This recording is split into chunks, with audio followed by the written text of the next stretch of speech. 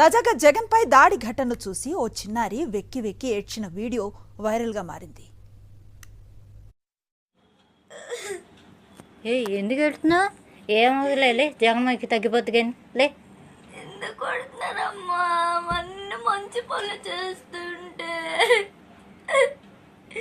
మంచి పనులు చేస్తున్నారని ఒక్కళ్ళనే ఉండాలి కదమ్మా. మంచి పని చేసేవాళ్ళు, మంచి పని చేసిన వాళ్ళు కూడా ఇది చేస్తున్నారు. వాళ్ళు ఏమవుతులేదే, తగ్గిపోద్దులే. ఏంటమ్మా ఇంత తలికేంది?